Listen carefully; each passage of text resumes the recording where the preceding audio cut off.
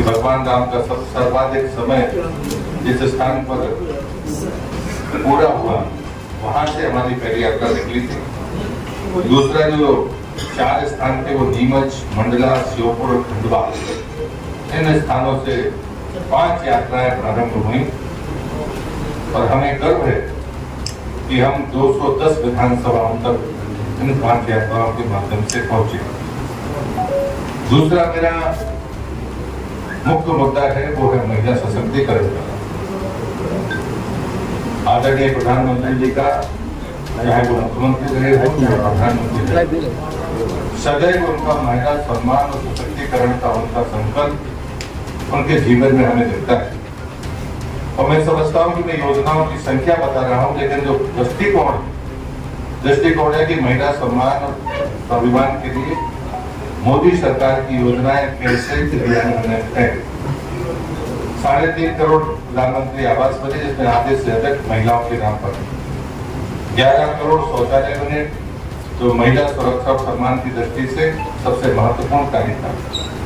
हमारे 9 करोड़ के ज्यादा 9 करोड़ 60 लाख गैस कनेक्शन, ये विशुद्ध रूप से महिला सशक्तिकरण और उनके स्वास्थ्य को लेकर सबसे महत्वपूर्ण कदम था।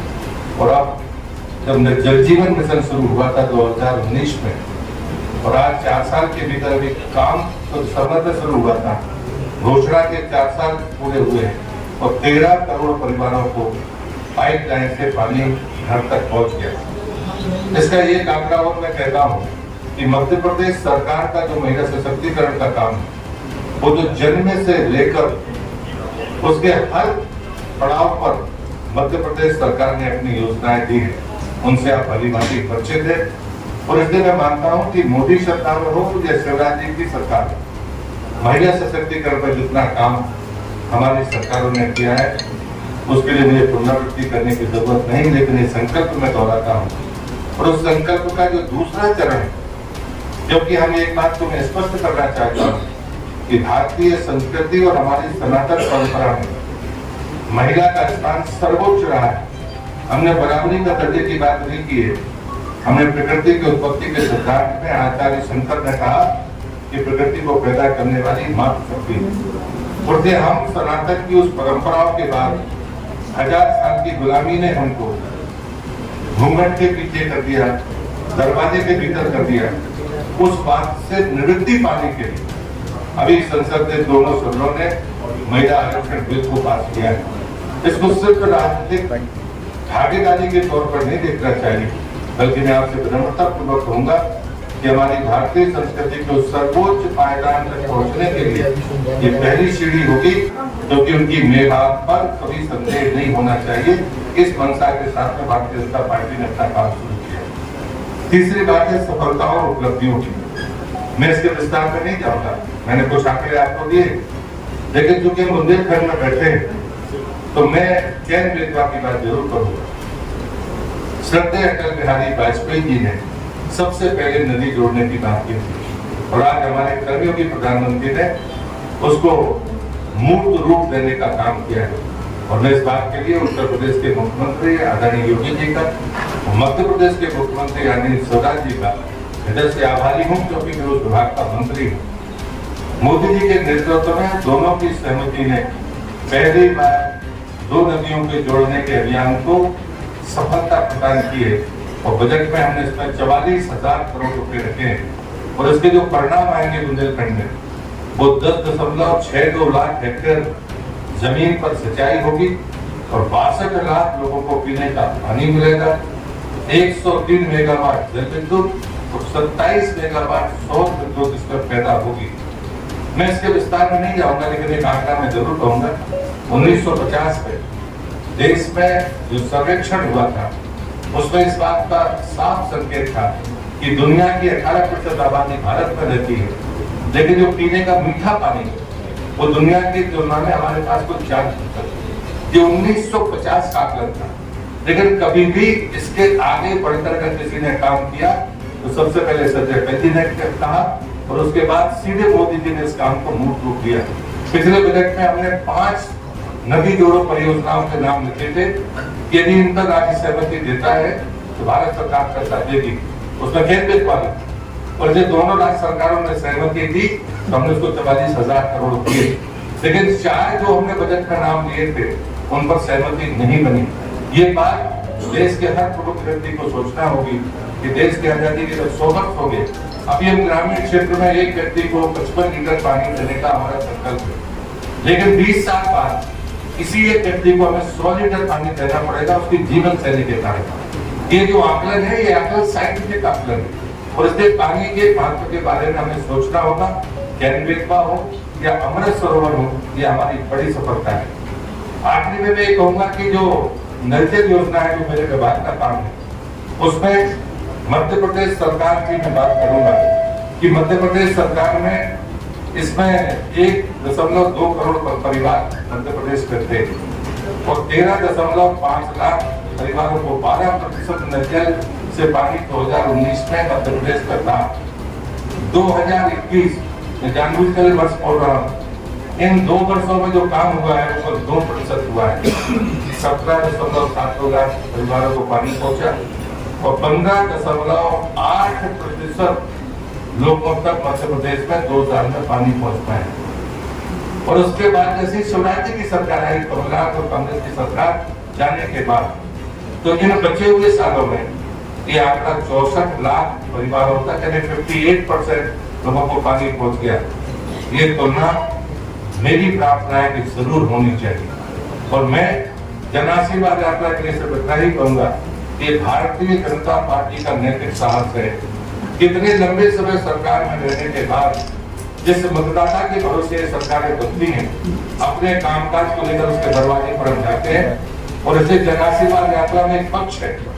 मेरे जैसा व्यक्ति कहता है कि हमारे अच्छे कामों के लिए तो वोट दीजिए, चाहे वो मोदी जी के नेतृत्व में हो और चाहे मध्य प्रदेश की सरकार शिवराज जी के नेतृत्व में हो, लेकिन साथ में इस बात के लिए भी हमको वोट चाहिए कि हमें अपना आशीर्वाद चाहिए लोगों का कि कमलनाथ जैसे लोग दोबारा कुर्सी पर न आए तो बेहतर होगा।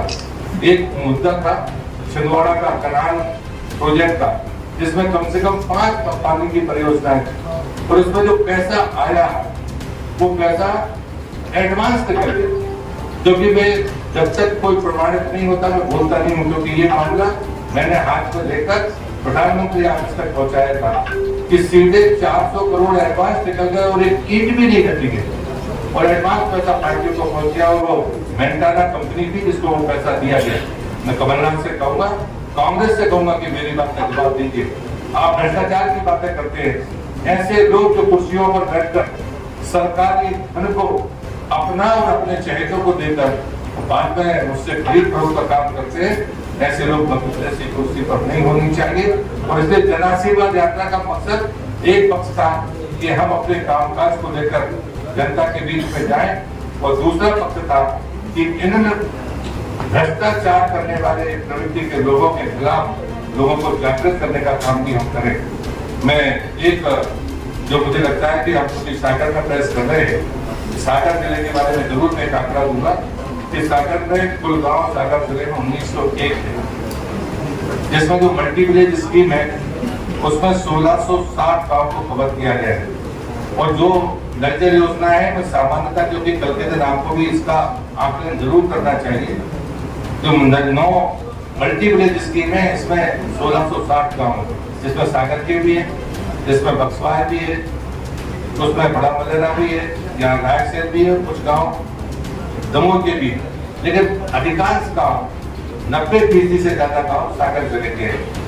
कलाकोटा समूह जल योजना 114 गांव, बक्सवार समूह जल योजना इसमें 299 गांव, मड़िया समूह जल योजना इसमें 317 गांव, सायगढ़ बंदा समूह जल प्रदाय योजना इसमें 139 गांव, बीना बड़े समूह जल प्रदाय योजना इसमें 320 गांव, मालथौन समूह जल प्रदाय योजना इसमें 179 गांव है, सनोदा मड़िया समूह जल प्रदाय योजना इसमें 54 गांव है, सनोदा बंडा समूह जल प्रदाय योजना इसमें 57 और केसरी देवरी केसरी समूह जल प्रदाय योजना इसमें 386।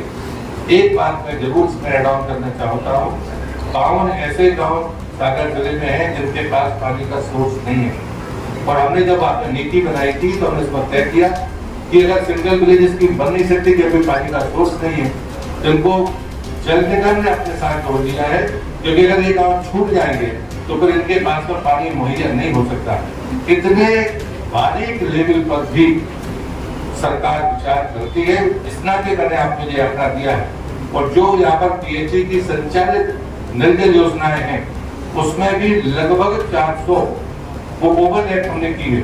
जबकि वहाँ पानी का सोर्स है तो कम था, लेकिन टंकी वहाँ पर थी, तो उनको फीड देने के लिए हमने मल्टीप्लेज स्कीम उसको जोड़ा है।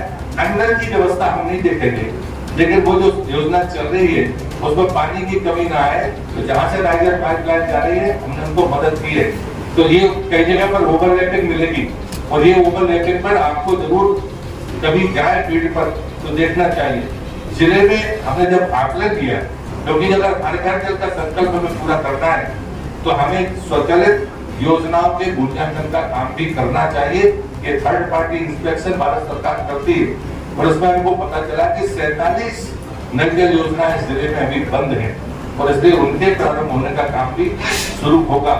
मेरा ये आंकड़ा बताने के पीछे आशा यही है कि मूल्यांकन में हम कतई कोई कंजूसी नहीं कर रहे हैं। हम ये मानते हैं कि थर्ड पार्टी इंस्पेक्शन के बगैर भारत सरकार अपने किसी आंकड़े को नहीं बताती। आपने, मुझे लगता है इस अवसर पर मुझे इतनी ही बात कहनी थी। यदि आपको कोई बात पूछती तो आप बहुत धन्यवाद। छोटे प्रश्न है। पहला प्रश्न ये है कि आपकी सरकार ने निश्चित रूप से बहुत आपने उपलब्धि मनाई, वो काम किए हैं मोदी जी ने, मैं भी सहमत हूँ, लेकिन बुजुर्गों के साथ अन्याय क्यों हो रहा? 65% ज्यादा बुजुर्गों की रेल यात्रा बंद कर दी, उनका बीमा बंद कर दिया। पहला प्रश्न ये है। दूसरा ये है कि आप एक ही पूछिए ना, दूसरे राउंड बात करेंगे। चलो ठीक। आप बहुत वरिष्ठ पत्रकार हैं और सामाजिक सरोकारों से जुड़े हैं। जो वित्तीय परिस्थितियां हैं उस वित्तीय परिस्थितियों को सिर्फ बुजुर्ग नहीं, स्वावलंबी तरीके से आपने सत्य अटल जी के नाम पर जो पेंशन योजना है उसको हमने पहले लागू किया था, उसके बाद ही कदम उठाया। हमने उसमें जागरूकता का अगर परिचय दिया होता तो मैं नहीं मानता कि किसी वृद्ध के सामने संकट आ सकता है। और इसलिए मैं फिर प्रार्थना करता हूँ कि ये योजना हम बिना विकल्प के कोई कदम नहीं उठाते, लेकिन धीरे धीरे हमें आने वाली हमारी जनसंख्या और हमारे भविष्य को देखते हुए हमें इन योजनाओं पर ये युक्तिकरण के काम करने होंगे। अगर कोई ऐसा नहीं है कि किसी बुजुर्ग को अपने हाथ पर छोड़ा जाएगा। मैं दावे के साथ कहता हूँ, स्वास्थ्य की चिंता, भोजन की चिंता, ये बाकी सारी चिंता सरकार करती है, और उसी का परिणाम है कि 80 करोड़ लोगों को 3 साल से मुफ्त राशन दे रहे हैं। इसलिए ऐसी कोई सामाजिक परिस्थिति आएगी तो आप विश्वास करिए सरकार पूरी मुस्तैदी के साथ खड़ी है। पटेल साहब, आपने कहा था कि कमलनाथ जी ने 400 का भ्रष्टाचार दिया है, आपने उनके खिलाफ क्या कार्रवाई की? आप सरकार नहीं, मुझे नहीं, उस पर कार्रवाई हुई है, और उसके बाद वो पैसा भी वापस हुआ है, और उन सबको ब्लैकलिस्ट भी किया गया है। आपको सार्वजनिक नहीं किया, कार्रवाई हुई है आपको इसकी जानकारी भी हम दे देंगे आपको। मंत्री जी, एक सवाल था। भारतीय जनता पार्टी महिला सशक्तिकरण की बात कर रही है, तो मध्य प्रदेश में क्या सीएम के चेहरे में महिला चेहरा है क्या? बताया इस वक्त मैं पात्र व्यक्ति नहीं हूँ कि पहले से दे दूँ। ये तो पार्टी तय करेगी, आपकी भावनाएं जरूर होता है।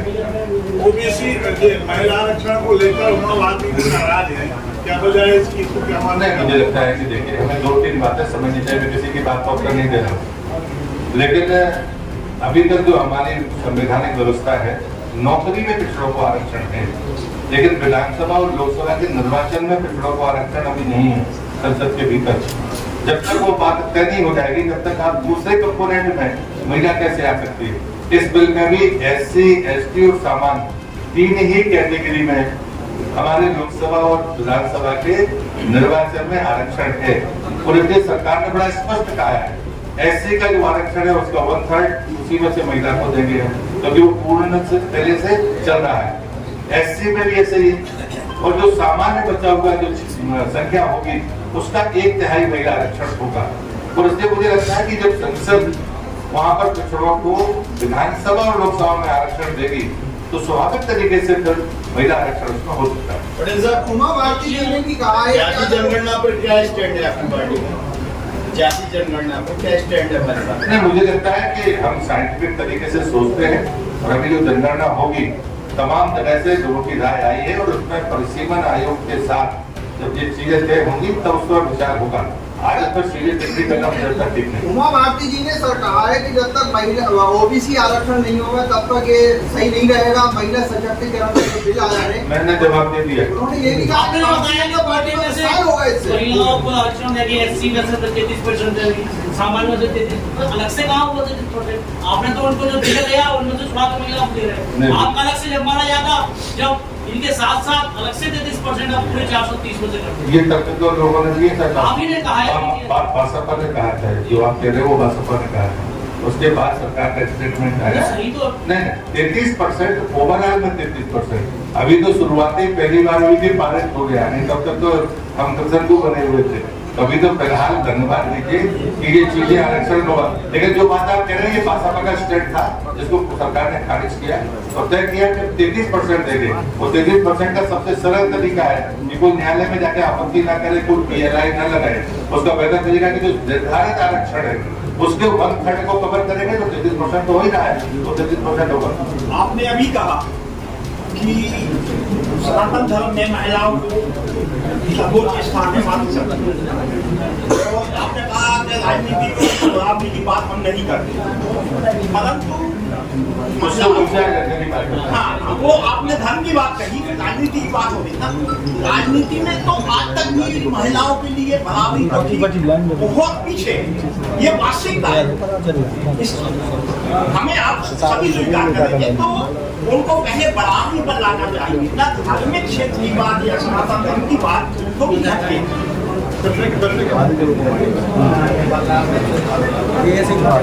मध्य प्रदेश में तो 95-50% है। अभी 33% होगा तो चीजें ठीक होगी। मैं तो केंद्रीय विश्वविद्यालय में कल आपके अनुसंधान संगठन विद्यार्थी परिषद और विहित ने काफी उग्र प्रदर्शन किया। रात में 8 बजे तक वह कुलपति के गेट पर खड़े रहे। उनकी मांग थी कि एक प्रोफेसर है जो वामपंथी विचारधारा का प्रचार कर रहा है, छात्रावास में जो गणेश उत्सव है उसको नहीं मनाने दिया जा रहा है, जबकि जो कैंपस में है कई स्थानों पर गणेश प्रतिमाएं रखी हैं, वर्षों से रखती जा रही हैं वहाँ पर। तो चूंकि आप केंद्र में हैं और इस तरह से केंद्रीय विश्वविद्यालय में ये हो रहा है, सनातन का ढिंढोरा पीटती है भाजपा, तो किस तरह से देखते हैं इस घटना को? नहीं, ढिंढोरा नहीं पीटते, हम उस पर कायम हैं।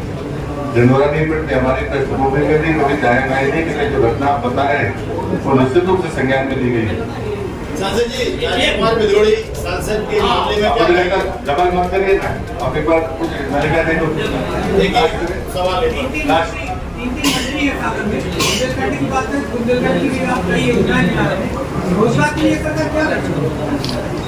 नहीं, मुझे लगता है कि रोजगार के लिए जो योजनाएं चलती है उससे प्रत्यक्ष और परोक्ष 2 प्रकार के रोजगार निकलते हैं। जहाँ पर माइनिंग है वहाँ पर माइनिंग होगी। हमारे पास में मिनरल्स है और उन क्षेत्रों में जैसे लोग के लिए यहाँ पर हीरा खदानों का ज्यादा बढ़ा है। अब ये चीजें जब शुरू होगी तो स्वाभाविक तरीके से रोजगार की अवसर मिलने लगेगी। और दूसरी बात होती है कि जब हम विश्वविद्यालय के स्तर की बात करते हैं तो कैंपस से अगर हम इलेक्शन में बेहतर करेंगे तो रोजगार मिलेगा। धन्यवाद सर। मंत्री एक क्वेश्चन की ट्रेन चलने वाली